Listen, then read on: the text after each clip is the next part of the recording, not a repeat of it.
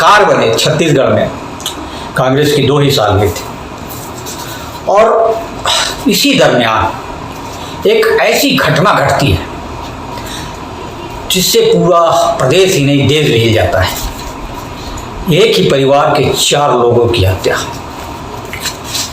मामला high profile इसलिए भी था क्योंकि जहां हत्या हुई, जिस विधानसभा में हत्या हुई, वो विधानसभा छत्तीसगढ़ के जो मुख्यमंत्री थे भूपेश बघेल, उनकी विधानसभा का हिस्सा था। पाटन विधानसभा में ही वो गांव आता था, और इसलिए भी हाई प्रोफाइल था कि वो दुर्ग जिले के हिस्से में है वो गांव, और दुर्ग जिले में प्रदेश के गृह मंत्री ताम्रध्वज साहू, उनका निवास भी, उनका विधानसभा भी है दुर्ग ग्रामीण। तो जिस जिले से मुख्यमंत्री आते हों, जिस जिले से गृह मंत्री आते हों, वहाँ अगर इतनी बड़ी घटना हो जाए और सरकार बने 2 ही साल हो, और ये और बड़ी बात थी कि मुख्यमंत्री के विधानसभा में अगर ऐसी घटना हो जाए तो स्वाभाविक तौर पर मामला हाई प्रोफाइल बन जाता है, बना। और भाजपा को मौका मिल गया, मुद्दा मिल गया। भाजपा ने इस मुद्दे पे घेरना चालू किया कि छत्तीसगढ़ में कानून व्यवस्था नाम की चीज़ नहीं है, लगातार अपराध बढ़ते जा रहे हैं, अपराधी बेलगाम होते जा रहे हैं। तो ये तमाम बातें जो राजनीतिक तौर पे होती है, भाजपा की सरकार रहती तो कांग्रेस, और कांग्रेस की सरकार रहती तो भाजपा, ये तो आम बात है। लेकिन बात कर रहे हैं आज हम इस घटना की, और इस घटना के बाद हम आपको ऐसी एक और घटना की जानकारी देंगे। तो बात है 21 दिसंबर 2020 की। दिसंबर का महीना वैसे भी कड़ाके का ठंड होता है, और खुले स्थानों में, गांव के स्थानों में, ग्रामीण इलाकों में ठंड और बहुत होती है। तो कोहरा छाया हुआ था, सुबह सुबह का वक्त था। सुबह अकलोड़ अमलेश्वर गांव है, एक अमलेश्वर थाना, दुर्ग जिले के अंतर्गत अमलेश्वर थाना, और उसी थाने के अंतर्गत एक खुड़मुड़ी गांव है, खुड़मुड़ा गांव। और खुड़मुड़ा गांव में एक सोनकर परिवार रहता था, तो गांव से थोड़ी दूर पर बड़ी सी बाड़ी थी उनकी, और पूरा परिवार वहीं रहता भी था और खेती बाड़ी करता था। ज़्यादातर सब्जियां उगाने का काम था, और उनकी सब्जी मंडियों में जाती थी। तो सुबह जब गाड़ी वाले आते थे और सब्जी लेकर मंडी की रवाना हो जाते थे। तो उस सुबह भी 21 दिसंबर की सुबह सोनकर परिवार में सन्नाटा पसरा हुआ था। आमतौर पर सोनकर परिवार सवेरे उठ जाता था, सब्जियों को तोड़ने का काम शुरू कर देता था, सब्जियों को धोकर बांधने का काम शुरू कर देता था, ताकि सवेरे गाड़ी वाले आए और उनको ज़्यादा इंतजार ना करना पड़े और सब्जी लेके चले जाएं। लेकिन उस सुबह सन्नाटा था, और इस सन्नाटे को तोड़ा निर्मला और गंगा सोनकर की चीख। और दोनों बदहवास चीखते चिल्लाने लगे। तो थोड़ी दूर पे जो गांव के लोग हैं, बाड़ी के आसपास दूसरी बाड़ी जो होती है फार्म हाउस की तरह, तो वहाँ के लोग जो चीख पुकार सुनी तो वो भी दौड़े। और जब लोग वहाँ पहुँचे, जब सोनकर बाड़ी में लोग पहुँचे, तो वास्तव में जो नज़ारा था दिल दहला देने वाला नज़ारा था। रोंगटे काम खड़े हो जाते हैं, ऐसा नज़ारा था। तो लोगों ने देखा कि 2 महिलाओं की लाश, एक की लाश दरवाजे पर पड़ी है, क्योंकि बाड़ी में घर भी बना होता, उसी घर में सोनकर परिवार रहता, दरवाजे के पास पड़ी हुई है। और एक की लाश थोड़ी दूर में अरहर के खेत में पड़ी है। अरहर के खेत में जिसकी लाश पड़ी थी वो बुजुर्ग थी, और जो दरवाजे के पास लाश पड़ी थी वो जवान महिला की थी। और घर के अंदर जब घुस के देखा लोगों ने, तो एक 11 साल का बालक वो बेहोशी की हालत में पड़ा था, उसके सर में गंभीर चोट थी। तो लोगों ने फिर गौर से देखा कि जो महिला दरवाजे के पास पड़ी है, जवान महिला, उसके सिर में किसी भारी चीज, सील बट्टा भी पास में रखा हुआ था, खून सना हुआ, उससे वार करके मारा गया। और जो बुजुर्ग महिला जिसकी लाश खेत में पड़ी थी, उसको गला दबाकर मारा गया, ऐसा प्रतीत हो रहा था लोगों को। तो फौरन पुलिस को सूचना दी गई। पुलिस ने, अमलेश्वर पुलिस मौके पर पहुंची, आला अधिकारियों को सूचना दी गई, और देखते देखते पूरे छत्तीसगढ़ में एक बात फैल गई। पुलिस जब मौके पर पहुंची तो पुलिस ने फिर चारों तरफ सील किया साक्ष्य जुटाने के लिए। और फिर जो घर के और पुरुष थे, चूँकि जो दो लोग सही सलामत स्थिति में थे, निर्मला सोनकर और उसका पति गंगा सोनकर, ये दोनों बदहवास से बैठे हुए थे। इनके मुंह से आवाज़ ही नहीं निकल रहा था, इसलिए ये इतने सदमे में थे, इतने डरे हुए थे कि इनको कुछ समझ में नहीं आ रहा था। लोग पूछते थे कि घर के बाकी सदस्य कहाँ हैं, तो ये बता नहीं पाते थे। तो पुलिस ने फिर आसपास तलाशी लेनी शुरू की। काफ़ी गहन तलाशी के बाद और काफ़ी देर के बाद 2 लाशें और मिली, और लाशें मिली पानी टंकी से। जो बाड़ी में इनकी पानी टंकी था जिसमें सब्जियों को धोने का काम किया जाता था, तो उस पानी टंकी में 2 लाशें और मिली। अब एक एक करके 4 लाशें। और छत्तीसगढ़ में, छत्तीसगढ़ को वैसे भी शांत प्रिय राज्य कहा जाता है, छत्तीसगढ़ के किसी गांव में, शहर की बात होती तो अलग है, किसी गांव में एक साथ 4 लोगों की हत्या ने मानो पूरे सिस्टम को हिला के रख दिया। पूरी व्यवस्था थरथरा गई। मामला इतना हाई प्रोफाइल हो गया कि सरकार को मीटिंग लेनी पड़ गई, पुलिस के आला अधिकारियों को मीटिंग लेनी पड़ गई कि मुख्यमंत्री के इलाके में एक ही रात में एक ही परिवार के 4 लोगों की हत्या। मुख्यमंत्री भूपेश बघेल ने कड़ा आदेश दे दिया कि इस मामले को जल्द सुलझाओ। गृह मंत्री भी मौके पर पहुंच गए, और गृह मंत्री जब मौके पर पहुंचे तब समझिए कि मामला और कितना बड़ा हो गया। तो ये 4 लोगों की जो पहचान हुई, उसमें थे बालाराम सोनकर, बुजुर्ग जो घर के मुखिया थे, और उनकी पत्नी दुलारी सोनकर, और उनका पुत्र रोहित सोनकर, और उनकी बहू यानी रोहित की पत्नी कार्तिक सोनकर। ये 4 लोगों की हत्या हुई थी। 4 लोगों की लाश पुलिस ने बरामद की। और एक घर में 11 साल का बालक दुर्गेश सोनकर, वो अचेत अवस्था में पड़ा हुआ था, उसके भी सर में भारी चीज से वार किया गया था। और जो 2 लोग सलामत बच गए थे घर में, वो निर्मला सोनकर और उसका पति गंगाराम सोनकर, यानी बालाराम सोनकर और दुलारी सोनकर का छोटा बेटा गंगाराम सोनकर। अब पुलिस ने तफ्तीश शुरू की मामले की, और एक एक बिंदुओं पर जांच शुरू की। चूँकि मामला बेहद हाई प्रोफाइल हो गया था, बेहद नेशनल मीडिया में भी इस घटना को दिखाया जाने लग गया, बताया जाने लग गया, इसलिए पुलिस पर प्रेशर बहुत बनने लग गया। पहले दिन से ही पुलिस पर प्रेशर बनने लग गया, क्योंकि गृह मंत्री का वहाँ पहुँचना और मुख्यमंत्री का विधानसभा होना, तो स्वाभाविक तौर पर आप समझ सकते हैं सारी मीडिया वहाँ पहुँच गई और पुलिस से लगातार सवाल कर रही है। दुर्ग के सांसद विजय बघेल भी वो मौके पर पहुँचे और सोनकर परिवार को विश्वास दिलाया कि न्याय जरूर मिलेगा और जब मैं आपके साथ। तो ये थी एक पिक्चर, एक तस्वीर। अब उसके बाद पुलिस की तफ्तीश शुरू होती है। पुलिस हर एंगल पर फिर जांच शुरू करती है।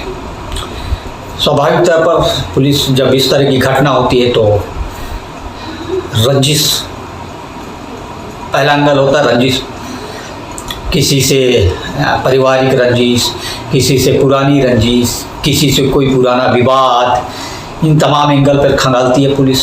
फिर कोई लेन देन, किसी से संपत्ति संबंधित कोई विवाद, किसी से संपत्ति संबंधित कोई रंजिश, इन विषय पे पुलिस खंगालती है। फिर घर के सदस्यों को हिस्ट्री, एक एक सदस्य को हिस्ट्री खंगालना पुलिस ने शुरू किया। तो ये पता चला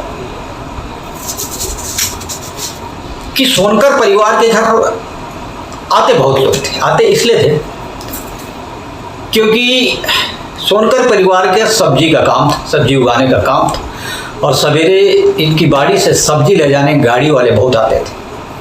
तो पुलिस ने जो जो गाड़ी वाले आते हैं उनकी हिस्ट्री खंगाली, उनके बारे में डिटेल निकाला, तो वहाँ से भी कुछ नहीं मिला। पुलिस ने जो सोनकर परिवार के जितने सदस्य हैं उनके नाते रिश्तेदारों तक पुलिस ने पहुँचने का प्रयास किया, वहाँ से भी कुछ पुलिस को नहीं मिला।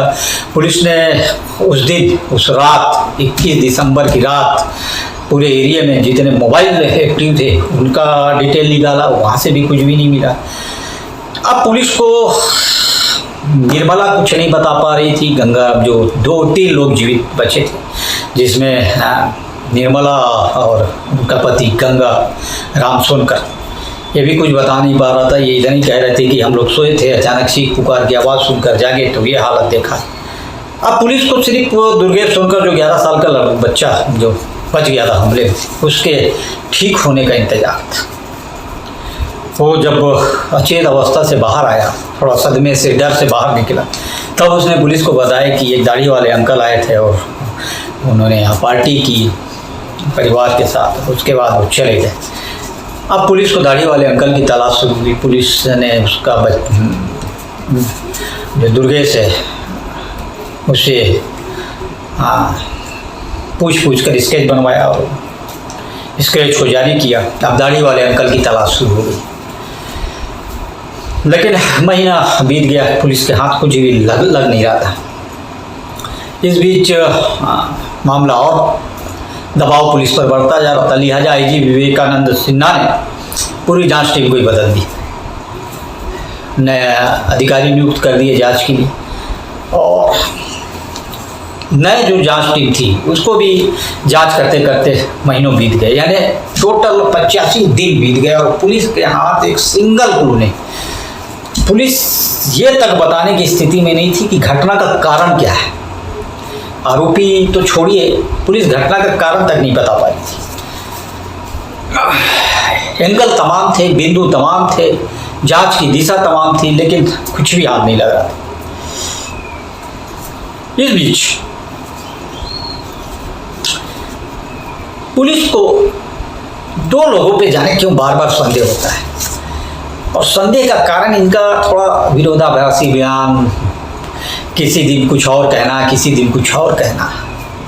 और वो दो लोग थे निर्मला और गंगा, जो बालाराम सोनकर के पुत्र था, छोटा पुत्र गंगाराम और निर्मला। तो पुलिस को जाने क्यों इन दोनों पे डाउट होता है, बार बार रह के डाउट होता है, लेकिन कोई सबूत ऐसा मिलता नहीं कि पुलिस इसको हिरासत में लेकर पूछताछ करे। पुलिस इसलिए भी हिरासत में इस परिवार के लोगों को नहीं ले पा रही थी क्योंकि पूरी मीडिया की नज़र थी, पूरी सरकार की नज़र थी, विपक्ष की नज़र थी। अगर पुलिस इनको उठाती, अगर कुछ गलत निकल जाता तो पूरा ठिकरा पुलिस पर फूंकता, और इसलिए पुलिस भी कहीं ना कहीं डर रही थी कि अगर हिरासत में लें और पूछताछ करें तो कहीं मामला उल्टा ना हो जाए। लेकिन पुलिस ने रिस्क लिया, पुलिस ने रिस्क लिया और गंगाराम सोनकर को हिरासत में लेकर पूछताछ की। पूछताछ करने के बाद गंगाराम टूटा, इसलिए टूटा क्योंकि पुलिस ने कोर्ट से अनुमति लेकर गंगाराम और निर्मला सोनकर का पॉलीग्राफी टेस्ट करवाया था। पॉलीग्राफी टेस्ट, मैं इस स्टोरी को बता दूं, फिर आपको बताऊंगा कि पॉलीग्राफी टेस्ट होता क्या है। पॉलीग्राफी टेस्ट कराया, उसके बाद रिपोर्ट जब आई, पहली रिपोर्ट आई गंगाराम की, और उसने जो बताया, उसने ये बताया था कि जमीन विवाद के कारण, यानी जो बालाराम सोनकर थे इसके पिता, वो बंटवारे में कुछ ज़्यादा हिस्सा जो इसका भाई था, गंगाराम का भाई रोहित, उसको दे दिया था। तो इस बात में विवाद चल रहा था। विवाद के चलते उसने अपने 3 दोस्तों के साथ मिलकर हत्या कर दी, अपने माँ बाप और भाई और भाभी की। तो 3 दोस्त और कौन, तो फिर उसने बताया कि नरेश सोनकर, योगेश सोनकर और रोहित उर्फ महाकाल। तो पुलिस ने उनको भी हिरासत में लिया। पुलिस ने हिरासत में लेकर उनसे भी पूछताछ की, तो उन्होंने भी यही कहानी बताया कि चूँकि इसके परिवार से ज़मीन का विवाद था, तो इसने हमको बोला मारने के लिए, तो हम लोग तैयार हो गए। और मारने के पहले हम लोग घर में पार्टी किए थे, और फिर हमने घात लगाकर इंतज़ार किया, और फिर मौका पाकर उसकी हर 21 तारीख को इसकी हत्या कर दी। हत्या के पहले हम लोग सब हमने अपना अपना मोबाइल घर में रख दिया था, और एक लोकेशन पर हम लोग रात के 3 बजे मिले, सब इकट्ठा हुए, और इकट्ठा होकर बाड़ी में आए, और उसके बाद हमने हत्या की। तो ये कहानी हुई। और दूसरे दिन पुलिस ने प्रेस कॉन्फ्रेंस लेके ये खुलासा कर दिया कि खुड़मुड़ा कांड का पर्दाफाश हो गया, खुलासा हो गया, आरोपी पकड़े गए, 4 आरोपी पकड़े गए हैं, गंगाराम, नरेश, योगेश और महाकाल। लेकिन अभी मेन कहानी बाकी थी। जो निर्मला का ब्रेन मैपिंग टेस्ट हुआ था उसकी रिपोर्ट अहमदाबाद से आनी बाकी थी। रिपोर्ट आती है 10-15 दिन बाद और एक बड़े मामले का खुलासा होता है। यकीन मानिए आप भी हिल जाएंगे। आप इसलिए हिल जाएंगे कि कैसे निर्मला ने इस घटना को अंजाम दिया, अपने पति को इस घटना में शामिल किया और पति और प्रेमी को एक करवा दिया इस घटना को अंजाम देने के लिए। मैं तो आगे बताऊंगा। जब अहमदाबाद से ब्रेन मैपिंग टेस्ट आया और पॉलीग्राफी टेस्ट निर्मला का आया तो पूरा मामला फिर निर्मला ने खोल दिया। अब इसकी कहानी ये है कि निर्मला और रोहित उर्फ महाकाल, इन दोनों के बीच अवैध संबंध थे और इस बात का पता निर्मला की सास दुलारी को लग गया। और दुलारी अक्सर निर्मला को बोलती कि तू सुधर जा, तो ठीक नहीं होगा, मैं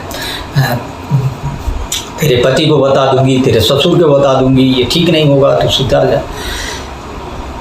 इधर निर्मला न पति को छोड़ना चाहती थी, न प्रेमी को छोड़ना चाहती थी। तो एक दिन उसने प्लान बनाया। प्लान में उसने सबसे पहले अपने प्रेमी को शामिल किया कि मेरी सास के रहते, मेरे ससुर के रहते हम लोग एक नहीं हो सकते, कुछ करना पड़ेगा, इनको रास्ते से हटाना पड़ेगा। अब वो पति को भी नहीं मारना चाहती थी। तो उसने रोहित के जरिए अपने पति गंगाराम को तैयार किया। गंगाराम को ये कहा कि भाई वो जो दुलारी वर्मा है, यानी रोहित में गंगाराम की माँ और निर्मला की सास, वो बेवजह रोहित महाकाल के साथ निर्मला का संबंध जोड़ के गांव में बदनाम कर रही है, ये ठीक नहीं है, उसको अब रास्ते से हटाना पड़ेगा। तो गंगाराम भी तैयार हो गया। उसे लग गया कि इस बहाने हट जाएंगे, इस बहाने हत्या कर दी जाएगी, माता पिता और भाई भाभी की तो पूरा साम्राज्य उसका हो जाएगा, पूरी ज़मीन उसकी हो जाएगी, पूरी संपत्ति उसकी हो जाएगी। तो इसलिए भी वो तैयार हो गया और फिर 2 लोगों को और तैयार किया गया। यानी इस घटना में 4 पुरुष और 1 महिला और मास्टरमाइंड महिला निर्मला। और उसके कहने पर घटना को अंजाम देने के लिए तैयार हुआ उसका पति गंगाराम सोनकर, उसका प्रेमी रोहित उर्फ महाकाल, 2 और लोग नरेश सोनकर और योगेश सोनकर, चारों उसी गांव के रहने वाले। और जो योगेश ने दाढ़ी वाले, जो दुर्गेश ने दाढ़ी वाले का जिक्र किया था, वो यही महाकाल था, रोहित। इसने दाढ़ी रखी थी और जिसे 11 साल के नाबालिग दुर्गेश ने उस रात घर में पार्टी करते हुए देखा था। तो अब तैयार होते हैं घटना को अंजाम देने के लिए। सबके पहले सब अपना अपना मोबाइल घर में रख के आते हैं ताकि मोबाइल लोकेशन के माध्यम से पुलिस को उन तक पहुंचना जाए। सारे लोग एक जगह बताए जगह पे इकट्ठे होते हैं, वहाँ से फिर एक साथ बाड़ी में घुसते हैं। अब सुबह होने का इंतज़ार करने लगते हैं। ज़्यादा आमतौर पर सोनकर परिवार 3 से 4 बजे के बीच उठकर अपना बाड़ी का काम शुरू कर देता था, सब्जी तोड़ने से लेकर सारे सब साफ करने का। और तो जो दुलारी सोनकर है वो शौच के लिए गई हुई थी बाड़ी में ही थोड़ा आगे, और बालाराम सोनकर भी उठकर कुछ काम कर रहे थे। और जो रोहित सोनकर था वो हरी सब्जियों का जो कटा हुआ, शाम को कटी हुई हरी सब्जियों का बोझा लेने बाड़ी से थोड़ी दूर गया था। बड़ी थी बाड़ी, बड़ी जिसको फार्म हाउस कह सकते हैं। और जब वो बाड़ी से सब्जी लेकर टंकी की तरफ आ रहा था सब्जी को धोने के लिए, तभी घात लगाकर बैठे चारों जो खेत में छुप के बैठे थे वो रोहित पर टूट पड़ते हैं और रोहित को लेकर पानी की टंकी के पास आते हैं। पानी की टंकी में के पास उसका गला दबाकर मरोड़ के गला तोड़ा जाता है और उसको पानी की टंकी में डाल दिया जाता है। जब ये सब बालाराम सुनकर देखते हैं तो चारों उन पर भी टूट पड़ते हैं और गला दबाकर उनकी हत्या की जाती है और उनकी लाश को भी पानी टंकी में डाल दिया जाता है। और ये सब शोर शराबा सुनकर जो शौच के लिए गई होती है दुलारी सोनकर, वो जब दौड़ के आती है तो आरोपी उस तक पहुँचते हैं और उसी खेत में उसकी भी गला दबाकर हत्या कर देते हैं। शोर सुनकर जब कीर्तिन जाती है, जो बहू है बालाराम सोनकर, तो दरवाजे के पास आके चिल्लाती है, क्या हुआ क्या हुआ। आरोपी मौका पाकर उससे वहीं दबोच लेते हैं और उसको पटका जाता है, उसका ये वाला हिस्सा नीचे दबाया जाता है और इस हिस्से में सिलबट्टे से वार किया जाता है। उसकी भी मौके पे मौत हो जाती है। अब छोटा बच्चा जो 11 साल का दुर्गेश वो घर में सो रहा होता है, वो भी चीख पुकार करके सुनकर उठता है, तो जो महाकाल है वो उसके सर को पकड़ के दीवार में मारता है, तो वहीं बेहोश हो जाता है। उसे लगता है कि ये भी ख़त्म हो गया, तो उसे छोड़कर फिर वापस चारों भाग जाते हैं। तो एक सारी प्लानिंग एक बहू ने रची अपनी सास से बदला लेने के लिए, और उसने अपने पति और प्रेमी को शामिल किया और पूरे खानदान को ख़त्म करवा दिया। तो काफ़ी चर्चे में रही ये घटना, और इस घटना का खुलासा हुआ था पॉलीग्राफी टेस्ट से। मैं बता इसीलिए रहा था कि पॉलीग्राफी टेस्ट एक ऐसा टेस्ट है जिसके माध्यम से कोई उपकरण शरीर में लगाया जाता है, और उसके लगाने के बाद जब जांच अधिकारी फोरेंसिक वाले जब संदेही से सवाल करते हैं तो उसका हाव भाव बदलता है। यदि वो झूठ बोल रहा है तो उसके सांस लेने की जो वो है उसमें बदलाव आने लगता है, उसके चेहरे का हाव भाव बदलने लगता है, पसीना आना शुरू हो जाता है, और इस तरह उसकी हरकत को नापा जाता है, उसके ब्लड प्रेशर को नापा जाता है, उसकी नाड़ियों के रक्तचाप को नापा जाता है। उसमें काफ़ी जब बदलाव आता है, और वहीं दूसरी तरफ मशीन ने ग्राफ बनाता है। उस ग्राफ से पता चलता है कि व्यक्ति कितना सच बोल रहा है, कितना झूठ बोल रहा है। तो ये बड़ा एक पॉलीग्राफी होता है। जिस तरह से नार्को टेस्ट होता है, नार्को टेस्ट भी एक तरह से प्रक्रिया है। जब किसी संदेही जो सच ना बोल रहा हो, सच उगरवाना हो, तो नार्को टेस्ट में हालांकि एक इंजेक्शन दिया जाता है सोडियम पेनोथॉल नाम से। इस इंजेक्शन के माध्यम से फिर उसे सच उगलवाया जाता है। तो अब बात पॉलीग्राफी टेस्ट की इसलिए आ जाइए, और खुड़मुड़ा कांड इसलिए मैं आज जिक्र कर रहा हूँ क्योंकि ये इसी तरह की खुड़मुड़ा की तरह की एक घटना अभी हाल फिलहाल दुर्ग में हुई 7 मार्च 2024 को। 7 मार्च 2024 को जो दुर्ग जिले का अंजोरा थाना है, अंजोरा थाने के अंतर्गत ही एक गांव है गनियारी, और उस गनियारी गांव में एक रात 7 मार्च 2024 की रात 60-65 साल की राजमती साहू और 17 साल की सविता साहू इसकी हत्या कर दी जाती है। क्योंकि घर जो है, जिस घर में हत्या होती है, गांव से लगा ही हुआ है थोड़ी दूर पर, और वहाँ राजमती अक्सर रात में सोती थी। तो उस रात उनकी जो पोती थी सविता, वो भी सोने चली गई, और सुबह दोनों की लाश मिली। परिवार वाले के लोगों ने लाश देखा सुबह जब गौठान से गाय लेने गए, फिर पुलिस को सूचना दी और पुलिस ने इसकी तफ्तीश शुरू की। और मार्च, अप्रैल, मई, जून 4 महीने बीत गए, इसका भी कोई पता नहीं चल पा रहा इस हत्याकांड का। और खुड़मुड़ा जैसे ही हत्याकांड था, यानी जो राजमती साहू है उसकी लाश घर के जो एक आंगन होता है, आंगन में पड़ी थी, खून से लथपथ लाश, यानी बहुत बुरी तरह से उसे भी मारा गया था। और दूसरी तरफ